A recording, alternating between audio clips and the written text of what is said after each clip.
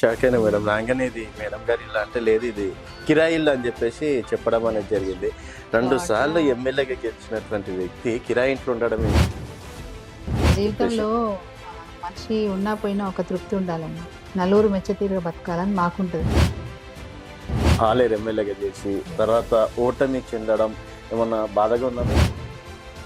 నేను ఓడిపోయిన దానికి పెద్దగా బాధపడలేదు, కానీ కేసీఆర్ గారు ముఖ్యమంత్రి ఉంటే బాగుండు అనిపించింది.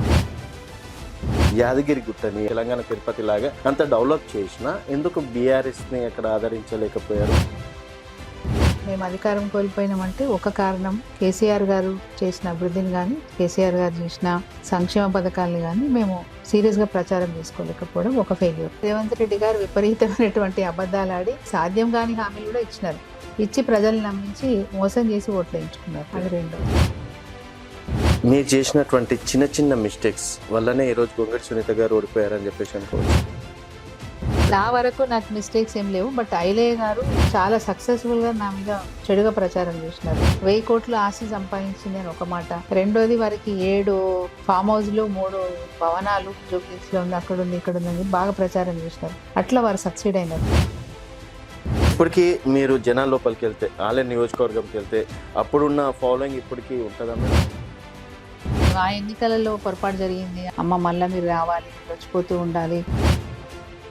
ఆలేరులో దాదాపుగా మీకన్నా డబుల్ సర్పంచ్ అనేది కాంగ్రెస్ గెలవడం అనేది. డబుల్ అనేది కరెక్ట్ కాదు.